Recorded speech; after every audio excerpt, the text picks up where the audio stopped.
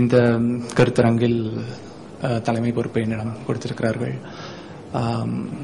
இன்னும் 3 கட்டுரையாளர்களுக்காக காத்துக் கொண்டிருக்கிறோம். அவர்கள் வருவார்கள். அதற்கு முன்னதாக நாம் இப்பொழுது வந்திருக்கும் திரு ராஜ்குமார் அவர்களுடைய கட்டுரையை முதலில் நாம் துவங்கலாம். அனைவருக்கும் எனது காலை வணக்கம். இணைய மாநாட்டின் 3ஆம் நாளான இன்று கணினி வழி தமிழ் எழுத்து உணரி செயற்பாடுகள் எனும் தலைப்பிலான அமர்வு தற்போது தொடங்க உள்ளது. இந்த அமர்விற்கு தலைமை தாங்க அண்ணா பல்கலைக்கழகத்தைச் சார்ந்த முனைவர் மதன் கார்கி அவர்கள் இங்கு வருகை தந்துள்ளார். முனைவர் மதன் கார்கி அண்ணா பல்கலைக்கழகம் சென்னைக்கு உட்பட்ட கிண்டி பொறியியல் கல்லூரியில் கணினித்துறை பேராசிரியராக பணிபுரிந்து வருகிறார். கணினிக்கு தமிழறிவு புகட்டல் என்னும் ஆராய்ச்சியில் ஈடுபட்டு வரும் முனைவர் மதன் கார்கி இது குறித்தான ஆய்வு கட்டுரைகளையும் மென்பொருட்களையும் படைத்துள்ளார். தமிழ் கணினி ஆராய்ச்சியில் ஈடுபட்டு வரும் பல மாணவர்களுக்கு ஆய்வு ஆலோசகராக இருக்கிறார். இவரது தமிழ் பணி வளர இவரை வாழ்த்துகிறோம். இந்நிகழ்வில் இவருடைய தலைமை நமக்கு பெருமை சேர்க்கிறது. நன்றி. ஒரு சிறுவன் முதலில் ஒரு சிறுகதை புத்தகம் ஒன்று வாசிக்கிறான். அந்த சிறுகதை எழுதியவர் சுஜாதா. அந்த தொகுப்பின் பெயர் கணிப்பொறியே ஒரு கதை சொல், கம்ப்யூட்டரே ஒரு கதை சொல் என்ற தலைப்பில் அவர் எழுதிய ஒரு கட்டுரை. அந்த கட்டுரை அந்த சிறுவனை ஏதோ ஒரு பாதிப்பு அவனுக்குள் ஏற்படுத்துகிறது. அந்த பாதிப்பின் காரணமாக கணிப்பொறி துறையில் ஈர்க்கப்பட்டு கணிப்பொறி துறையில் என்னென்ன செய்ய முடியும், என்னென்ன உருவாக்க முடியும் என்ற ஆர்வம் அவனுக்கு தொடங்குகிறது. பள்ளி பருவத்திலிருந்து அவன் தொடர்ந்து கணினி தமிழ் இந்த இரண்டையும் இணைத்து என்னென்ன செய்யலாம் என்று யோசித்துக் கொண்டிருந்து விட்டு பிறகு அவனுடைய கல்வி, அவனுடைய மேல் படிப்பு அனைத்தையும் இதை நோக்கியே அவன் செய்து கொண்டிருந்தான். தன்னுடைய முனைவர் பட்டத்தை பெற்றுவிட்டு இப்போது உங்கள் முன்னால் உட்கார்ந்து கொண்டிருக்கிறான். இந்த அரங்கில், இதே சுஜாதா அரங்கில், அவருடைய பெயர் கொண்ட அரங்கில் தலைமையேற்று இந்த கருத்தரங்கை நடத்த வேண்டும் என்று நினைக்கிறான். இந்த ஒரு 15-20 ஆண்டுகளில் தமிழுக்காக ஏதாவது செய்ய வேண்டும் என்ற ஒரு நோக்கிலும், ஏதாவது உருவாக்க வேண்டும் என்ற நோக்கிலும் பல மென்பொருட்கள் செய்திருக்கிறோம்.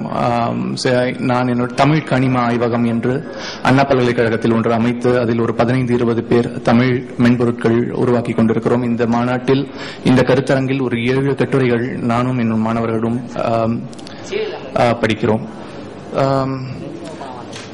தமிழில் கணினி கொண்டு வருவது பல காலமாக இந்த அரங்கிலும் மற்ற அரங்குகளிலும் வயதிலும் அனுபவத்திலும் திறன் வாய்ந்த பலர் இருக்கும் பொழுது கல்விக்காகவும் நான் செய்த பணிக்காகவும் இந்த பொறுப்பை என்னிடம் தந்திருக்கிறார்கள் என்பதை நினைத்து பெருமை அடைகிறேன். உத்தமம் ஒருங்கிணைப்பாளர்களுக்கு நன்றி. நாம் முதல் கட்டுரைக்கு செல்லலாம். முதல் கட்டுரை திரு ராஜ்குமார் அவர்கள் DMI காலேஜ் ஆஃப் இன்ஜினியரிங் இலிருந்து வந்திருக்கிறார். பழங்கால தமிழ் எழுத்துக்களை உணரும் மென்பொருள் ஒன்றை பற்றி அவர் இப்பொழுது பேசப்போகிறார். So I am S. Rajkumar, working as an assistant professor in DMI College of Engineering. My paper is recognition of ancient Tamil characters in stone inscription. So this paper is presented by me and my friend Mr. Navarajan. So சாதாரணமா நீங்க வந்து கோயிலுக்கோ இல்ல வேற வெளியிடத்துக்கு போகும்போது நிறைய கல்வெட்டு இல்லைன்னா ஓலை சுவடி அந்த மாதிரி எல்லாம் பார்த்திருப்பீங்க.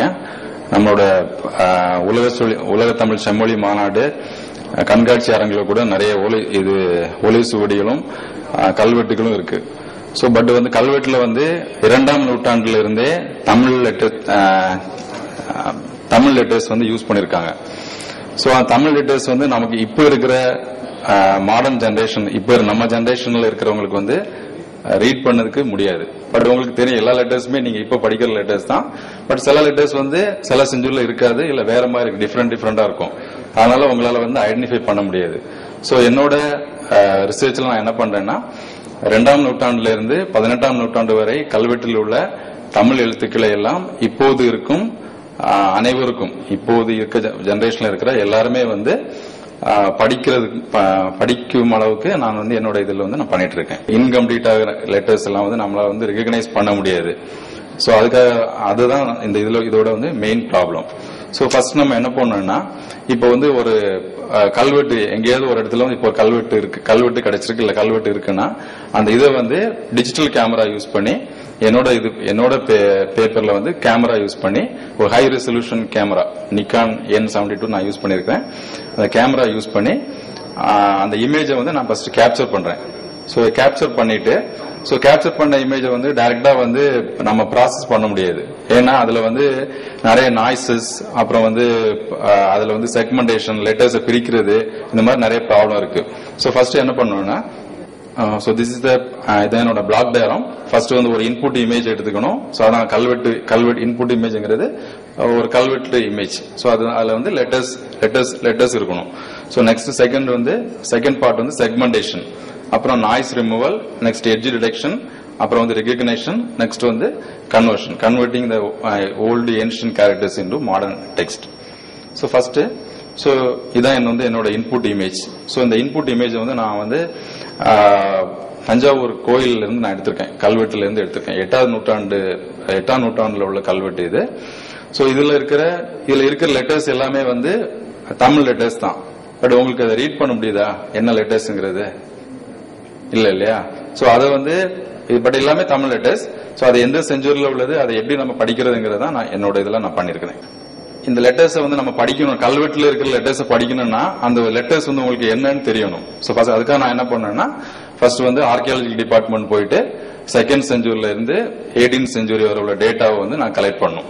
ஏன்னா இதுக்கு வந்து மத்த நீங்க வந்து வேற தமிழ் ஃபாண்ட்ல இருக்கிற மாதிரி உங்களுக்கு சாப்ட்வேரோ சிடியோ வந்து கிடையாது.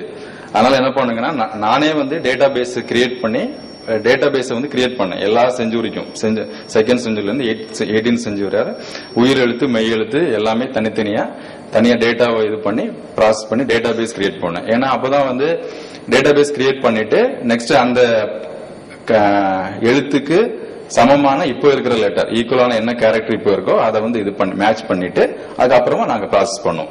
சோ இதான் வந்து என்னோட டேட்டா பேஸ்.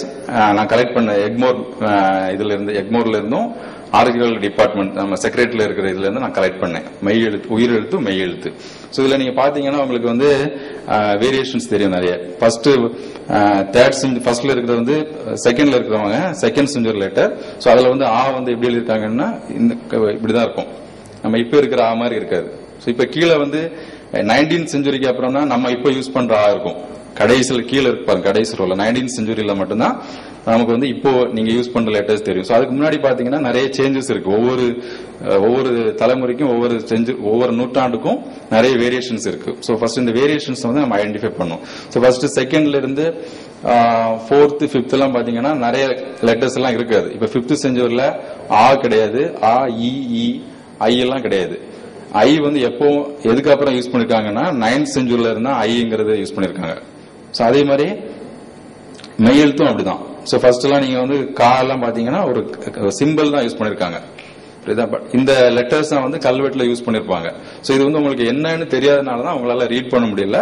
சோ அதுக்காக நான் வந்து இது பண்றேன், பேப்பர்ஸ் இந்த ப்ராஜெக்ட் பண்றேன்.